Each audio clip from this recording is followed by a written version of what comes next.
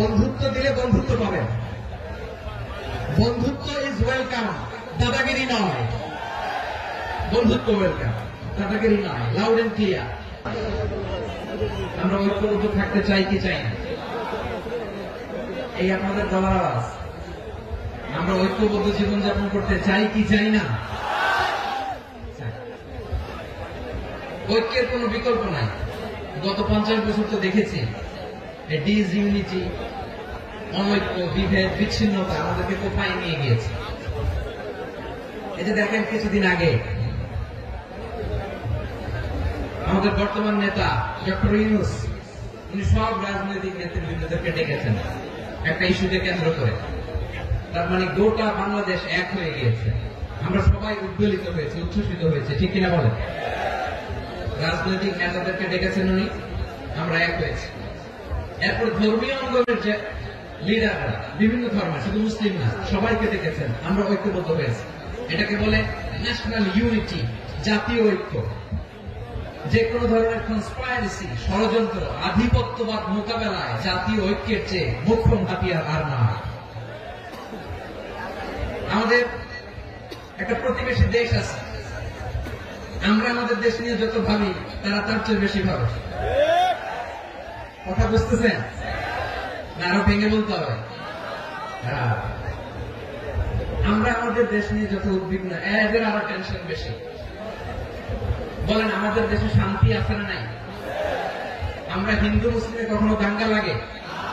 আসতে বলেন কেন লাগে? ওদের পূজা পর্বণে আমাদের মাদ্রাসার ছেলেরা যে পাহারা দেয়, চিল্লায় বলে, ঠিক কিনা? আমাদের তাফসীর মাহফিলের সময় ওরা ডিস্টার্ব করে, ঢোল বাজায় না। ওদের পূজা পর্বণের সময় আমাদের তাফসীর মাহফিলের ডেট হলে আমরা চেঞ্জ করে দিই। সুবহানাল্লাহ, কি সাম্প্রদায়িক সম্প্রীতির রোল মডেল। আর ওই বাংলাদেশের ব্যাপারে তারা অনেক ডিস ইনফরমেশন ছড়াচ্ছিল। ভারতের অনেকগুলো গণমাধ্যম, আমি জেনারেলাইজ করব না, আমাদের প্রতিবেশী দেশে সব গণমাধ্যমকে আমি দোষ দিতে চাই না, অনেকগুলো গণমাধ্যম তারা ডিস ইনফরমেশন শেয়ার করেছে। ডিস ইনফরমেশন আর মিস ইনফরমেশনের পার্থক্য আছে। মিস ইনফরমেশন না জেনে ভুল বুঝে একটা মিথ্যা বা ভুল তথ্য ছড়িয়ে দেয়, এটার ক্ষমা আছে। এটা কি আছে? আর ডিস ইনফরমেশন মানে ইচ্ছা করে, প্ল্যান করে, ম্যাপ করে, ছক এঁকে মিথ্যা, গুজব, রটনা সোশ্যাল মিডিয়ায় ছড়ানো, এটা ক্ষমা আছে? আওয়াজ করে বলেন, ক্ষমা আছে? ভারতের কিছু গণমাধ্যম তাই করেছে। আমরা ব্যথিত হয়েছি, আমাদের হৃদয়ে রক্তক্ষরণ হয়েছে। আমাদের প্রতিবেশী দেশকে বলতে চাই, আমাদের দেশ নিয়ে আপনাদের ভাবার দরকার নাই। নিজের চরকায় তেল দেন, নিজের দেশ নিয়ে ভাবেন। গত মাসের ভয়েস অফ আমেরিকার রিপোর্ট, বাংলাদেশে সংখ্যালঘু জনগোষ্ঠী আগের চেয়ে বেশি নিরাপত্তা পাচ্ছে। Report voice of America, Muslim report নাকি? মুসলিম জরিপ, ভয়েস অফ আমেরিকা। কথা বুঝে নাই বোধ হয়। ভয়েস অফ আমেরিকা কি আমাদের রিপোর্ট? ভয়েস অফ আমেরিকার জরিপ, বাংলাদেশের সংখ্যালঘু জনগোষ্ঠী আগের চেয়ে ভালো নিরাপত্তা পাচ্ছে। শুধু এখানেই শেষ না, মাইক্রোসফটের একটা জরিপ শোনায় আপনাদেরকে। তারা সারা পৃথিবীতে গুজব, ভুয়া আর মিথ্যা নিউজ ছড়ানোতে কোন দেশ সেরা একটা রিপোর্ট করেছে। এর মধ্যে 1 নম্বরে এসেছে ভারতের নাম। মাইক্রোসফট তো মুসলমানরা চালায় না? কথা বোঝেন বোধহয়। প্রতিবেশী দেশকে বলবো, আপনারা নিজের চরকায় তেল দেন। আপনারা শান্তিতে থাকেন, আমাদেরকেও শান্তিতে থাকতে দেন। সব চেঞ্জ করা যায়, প্রতিবেশী চেঞ্জ করা যায় না। আমাদের ল্যান্ড তাদের ল্যান্ড, পাশাপাশি।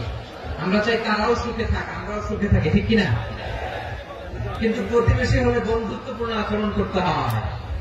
প্রতিবেশী যদি বন্ধু না হয়ে প্রভু হতে চায়, এরকম দানব প্রতিবেশী কেউ চায় না।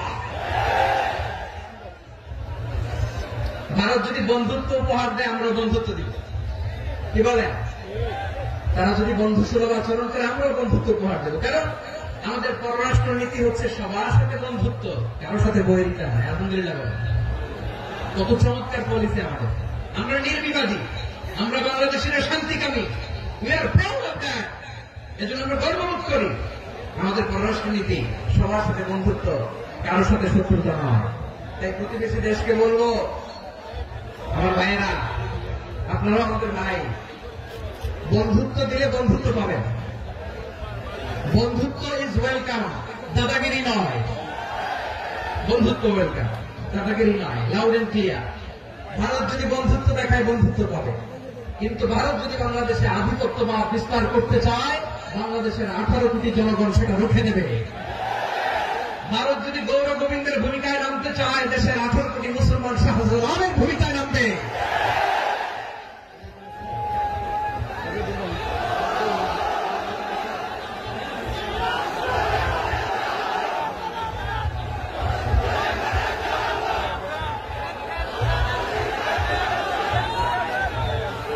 প্রিয় ভাইরা, আমরা বন্ধুত্বে বিশ্বাসী, শত্রুতায় নয়, ঠিক কিনা বলেন? আল্লাহ আমাদেরকে বোঝার তৌফিক দান করুন।